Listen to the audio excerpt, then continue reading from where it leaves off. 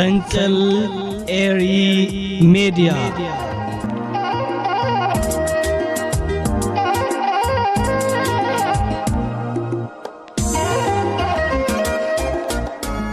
سلام تخاطلتي مدبات فنقل إيري ميديا كمي تمسيو نلوم قدام إسران كلتن حدار زبالكو بكالاي تحست مدبات قريب اللخو نمكتالكم بخبري عدم سناي مكتال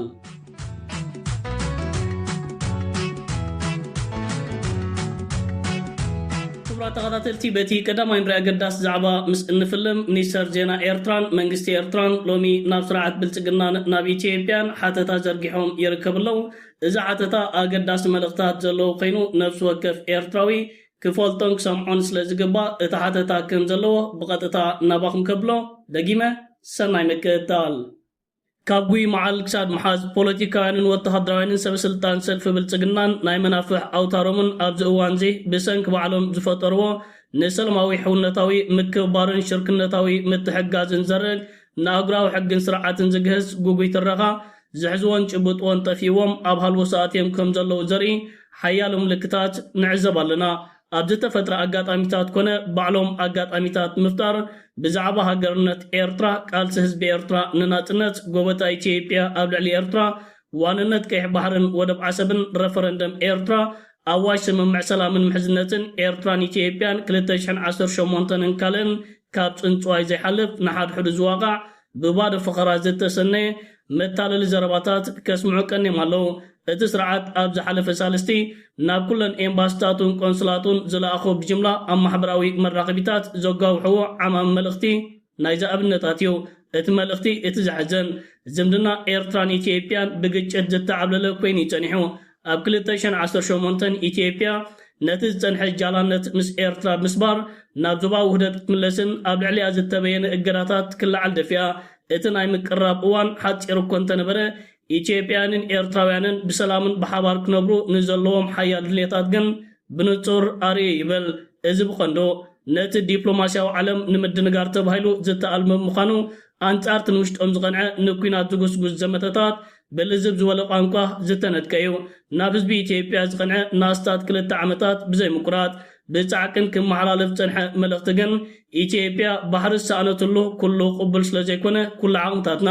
نابزو فرزيقنا عزبليو ازي تواقع زمتتات بزيكا عبدان كالك بحال سلزيكال زربات ديلتو ايو فرايو تيلكا كحلف نتخاله انتغنى كابوي معال كساد محاز كم زبحال نزح كتات كم زلو مزخار ندرمو مليس كامل ما سلزخنه ايتلان ازوم كنتاب حنكت زي بلوم ماريتاويان نتبت شعات حملة كلتشن 10 شمونتن ابس مرازت تختمه سممع سلام محزنتن ايرتران ايتيوبيان نقنتيت ميزانهم مليسو زرفكس قنقنيا كوتلو زي ترجمو كهبوان يسمع له سلازي نتقند حمرت قريبكا مزخخار حقازيو قداماي اتعاموش نتبات زحازة حبرا أواج سممع سلام محزنتن ايرتران ايتيوبيان ملو كبرتن لالاونتن جاتا وحدنتن ابزبل مسرتا وعندتاتن اقرا وحقن زتسرتيو وترخلته عنكت حدا نايت سممع مقطعن كنت وقع أمونغ ايرتران ايتيوبيان بمواج مجمار حدش موال سلام المحزنتن زبسريو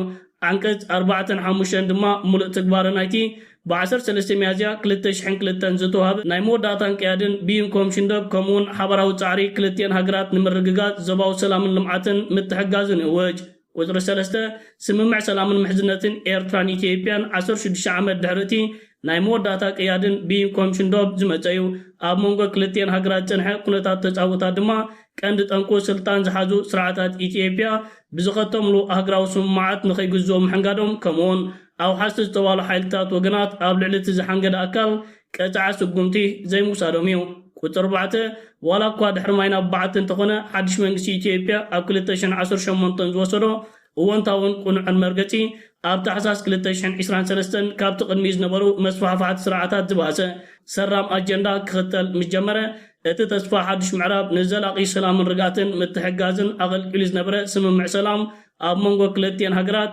بزحزنا قباب تجويو قطر حمشته سرعات بلتقنا حلف حليفو زي حقا وحتو لالاونت مسكوت بحرن مقبات عسبن بحيلن بملعال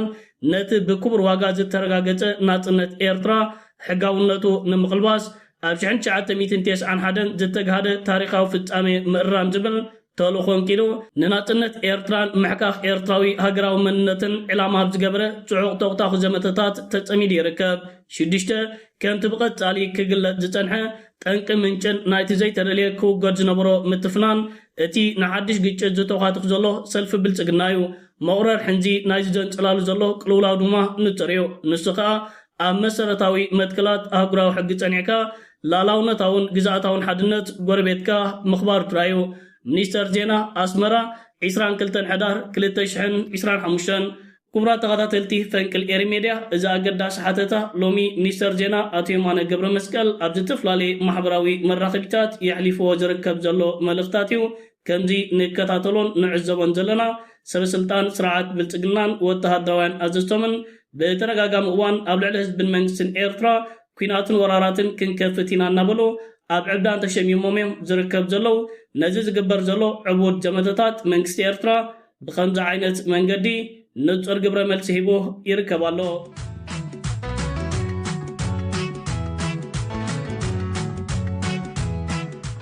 ክቡራት ተኸታተልቲ ናብቲ ካልኣይ ኖርያ ኣገዳስ ዛዕባ ምስ እንሰግር ኣብ መንጎ ጌታቸው ረዳን ዕሸል መራሒ ኢትዮጵያ ኣብይ ኣሕመድን ባስን ግጭትን ዕግርግርን ተፈጢሩ ከም ዘሎ ኣብ ዝሓለፈ 2 መዓልታት ኣብ ዜናታት ናባኹም ኣቢልናዮን ኣቕሪብናዮ ነርና።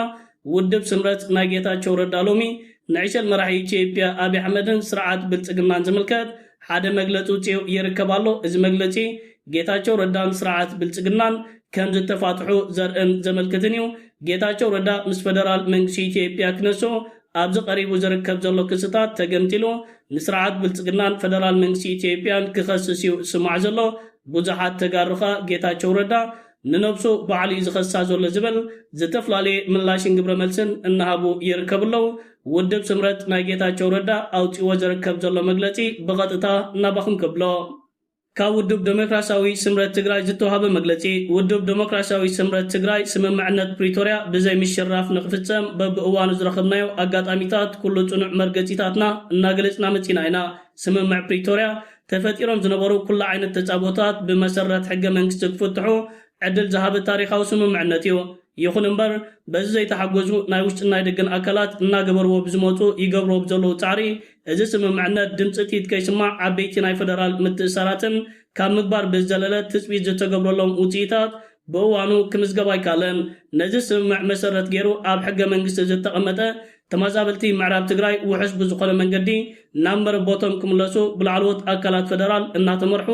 ኣብ ዝሓሸ ብርኪ ዝበፅሐ እንትኸውን እቲ ከባቢ ወሪሮም ዝሓዙ ብውዕል ፕሪቶርያ ብዘይ ዋዕል ሕደር ክወፁ ስምምዕነት ዝተበፅሓሎም ሓይልታት ነቲ ዝተጀመረ ኣፈጻጽማ ከይዲ ሰላም ዝዕንቅፍ መግለጺታት ብምውንዛሕ ነቲ ከይዲ ዘፈጽሙ ዘለዉ ሰመዝ ፌደራል ብሚድያ ብምንሻው ነቲ ተጀሚሩ ዝነበረ ምንቅስቓስ ኣብ ሓደጋ ክወድቕ ብዕቱብ ይንቀሳቐሱ ኣለዉ። እቲ ዝገርም ድማ ዋላ እኳ ንሕና ነቲ ዝተጀመረ ምርጋጽ ዘላቕ ሰላም ብምሕሳብ ክዕረ እዩ ዝብል ተስፋን ክንሓልፎ እንተበልና ብወገንና እቲ በዓል ዋና ዝኾነ ፌደራል መንግስቲ ንምእራም ዝገብሮ ጻዕሪ ብዘይምርኣይና ኣዚና ሓዚና ኢና። እዚ ሕዚ መንግስቲ ፌደራል ባዕሉ ዝተለሞ ተመዛበልቲ ወገናትና ናይ ምምላስ ውሕስ ብዝኾነ ክብሮም ብዝሓለዎ መንገዲ እግሪ ናይ ምትካል ተስፋ ዝህብ ጻዕሪ ክድፋሉን ኣጠቓላሊ ዲሞክራሲያዊ ስምረት ትግራይ ከይዲ ሰላም ዘላቕ ሰላም ንድሕሪት ዝመልሱ ምንቅስቓሳት ክዕርዮም እናተሓሳሰብና ብ10 ሕዳር 2018 ብኣቆጻጽራ ኢትዮጵያ ኣብ ዞባ ምዕራብ ትግራይ እቶም ብቐደሞን ህዝብና ክመዛበል ቅድሚት ኮይኖም የላዓሉ ዝነበሩ ገለ ምሁራትን መራሕቲ ሃይማኖትን ቦቱ ሕሉፍ ከይተናስሑ ሕጂ እውን ነቲ ስምምዕነት ዘዕንቅፍ ዝተጀመረ ሰላማዊ ቃልሲ ዝዘረግ ንሕገ መንግስቲ ግዝኣት ትግራይ ዝጻረር ሓላፍነት ዝጎደሎ መነወር ተግባር እናፈጸሙ ውዒሎም ኣለዉ። እዚ ድማ ነቲ ፌደራል መንግስቲ እናተመርሐን ኣብ መንጎ ክልቲኦም ህዝብታት ተጀሚሩ ዝነበረ ተስፋ ዝህብ ሰላማዊ ርክባት መመሊሱ ዘጸልምት ስለዝኾነ ተቐባልነት ከም ዘይብሉ እናገለጽና ዝምልከተኩም ኣካላት ጉቦ ትኹረት ክትህቡን መእረንታ ክግበረሉን ውድብ ዴሞክራሲያዊ ስምረት ትግራይ ይሓትት። ውድብና ስምረት ዝኾነ ዓይነት ኣፈላላይ ብሰላማውን ሕጋውን መንገዲ ጥራይ ክፍታሕ ኣለዎ ከም ዝብል ብጽኑዕ ይኣምን። ስለዝኾነ ኣብ መንጎ ሕገ መንግስታዊ ወሰንን ትግራይ ዘለና መርገጺ ብመሰረት ስምምዕ ፕሪቶርያ ሕገ መንግስቲ ፌደራላዊት ዲሞክራሲያዊት ኢትዮጵያ ጥራይ ዕልባት ክረክብ ዘይንቕነቕ ጽኑዕ መርገጺና እዩ። ኣብ መወዳእታ ነዞም ከምዚ ዝበሉ ሓላፍነት ዝጎደሎም ተግባራት ዝፍጽሙን ዘፈጽሙን ዘለዉ ኣካላትን ውልቀ ሰባትን እናኾነና ብቐጻሊ እውን ወሰንን ሓድነትን ትግራይ ካብ ሕገ መንግስትን ሕገ መንግስታዊ ስርዓትን ወጻኢ ብትዕቢትን ብብድዕን ተወጢሮም ዝንቀሳቐሱ ሓይልታት ምስ ህዝብና ብምዃን ብትሪ ከም እንቃለሶም ደጊምና ክነረጋግጽ ንፈቱ።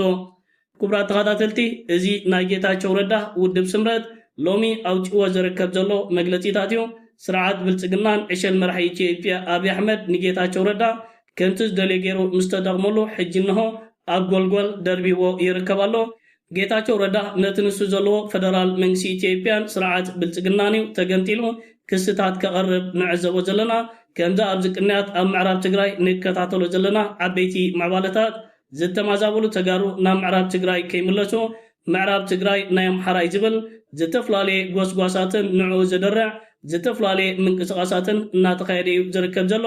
እዚ ከዓ ንትግራይ መሊሱ ናብ ዝኸፋ ሓደጋታት ዝወሰድዮ ጌታቸው ረዳ ምስ ዕሸል መራሒ ኢትዮጵያ አብይ አሕመድ ጀሚርዎ ዝርከብ ዘሎ ጽልእን ቅርሕንትን እንሆ ብከምዚ ዓይነት መንገዲ ንግዳም ደርጊሕዎ ይርከባሎ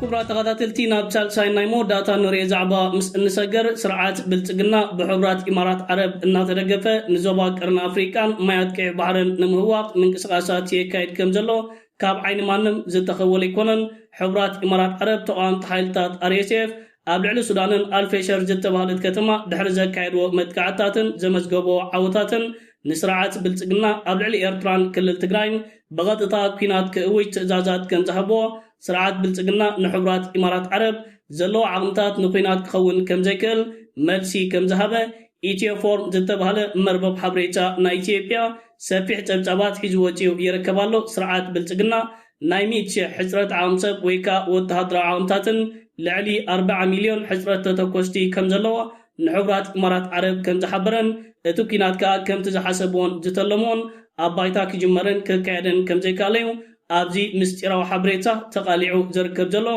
إيتيو فورم زرقحو زركب زلو تبتاب حز أرزبالت فيديو ناباخم كبلا تقاتلوا ከላከው ባካሄደው ቆጠራ 40 ሚሊዮን የተተኳሽ ጥይት ጥረት ገጠመው። ለውጊያ ብቁ የሆነ የሰው ኃይል ቁጥርም ከሚጠበቀው 100 ሺህ ያክል ጉድለት አሳይቷል ተብሏል። የብልጽግናው መንግስት ከተባበሩት አረብ ኤሚሬቶች የቀረበለትን የውጊያ መመሪያ ለመተግበር የማያስችሉትን ወታደራዊ ምክንያቶችን ማቅረቡም ተሰምቷል። ማንም አይነቀንቀኝም እኔን የሚያቆመኝ ምድራዊ ኃይል የለም የሚሉት የብልጽግናው መሪዎች የሀገሪቱን ብሔራዊ ጥቅምና ሉዓላዊነትን መጠበቅ የነበረበትን ሰራዊት ከህዝብና ከራስ ወገን ጋር እንዲፋለም ካደረጉ እነሆ 6 ዓመታት አልፏቸዋል። በራሳቸው ቋንቋ እንደገለጹትም ሰራዊቱ በእነርሱ አመራር ስር ሆኖ የሀገሪቱን ክብርና ጥቅም ለመከላከል አንድም ጥይት ተኩሶ አያውቅም። ይሁን እንጂ ኃይላቸው የማይደፈር የታጠቁት መሳሪያ የማይበገር ሰራዊታቸውም ግማሽ ሚሊዮን ጦር ከነበረው ደርግ የላቀ እንደሆነ በመግለጽ ሲመኩ ይስተዋላል። ከመከላከያ ሚኒስቴር ኢትዮ ፎረም ያገኘው መረጃ ግን የብልጽግናው አገዛዝ ወታደራዊ አቅም በሰው ኃይልም ሆነ በሞራል እየተዳከመ ስለመሆኑ መገምገሙን የሚያሳይ ነው። የተባበሩት አረብ ኤሚሬቶች በሱዳን የሄሚቲ ጦር አልፋሽርን በተቆጣጠረበት ሰሞን ብልጽግና ኤርትራና ትግራይን በመውጋት ጦርነቱን እንዲጀምር ፍላጎት አሳይታ መመሪያ ሰጥታ ነበር የሚሉት እነዚሁ ምንጮች፣ ይሁን እንጂ ያንን ለማድረግ የሚያስችለው አቅም ባገዛዙ እጅ እንደሌለ የታወቀው ዘግይቶ ነው ይላሉ። በተለይም በተተኳሽ በኩል ያለው ጥረት ከፍተኛ መሆኑን ያነሱት ምንጮቹ በተደረገው ቆጠራም 40 ሚሊዮን የሚሆን የተተኳሽ ጉድለት ተገኝቷል ብለዋል።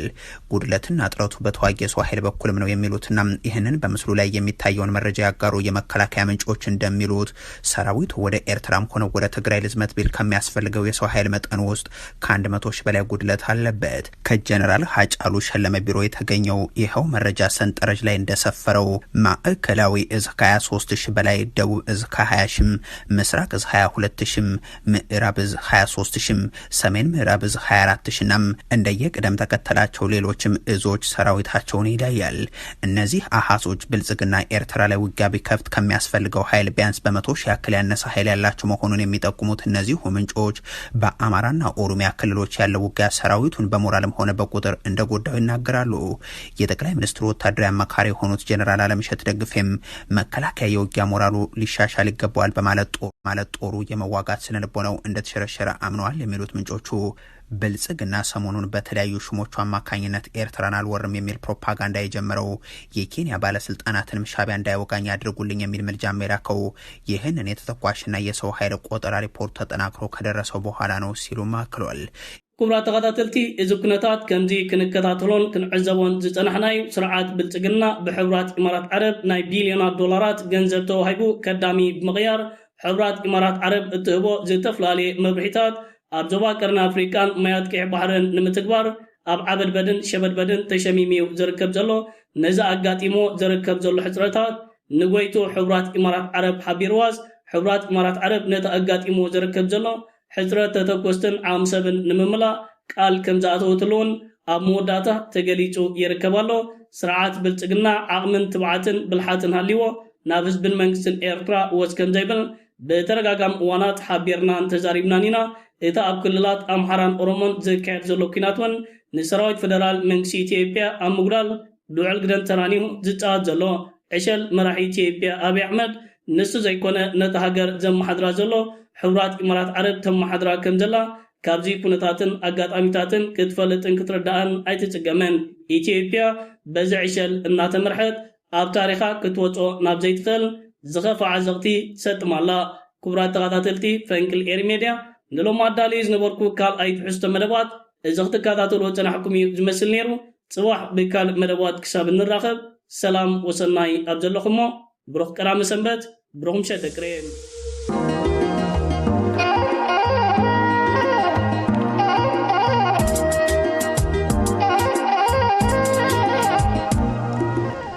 ፈንቅል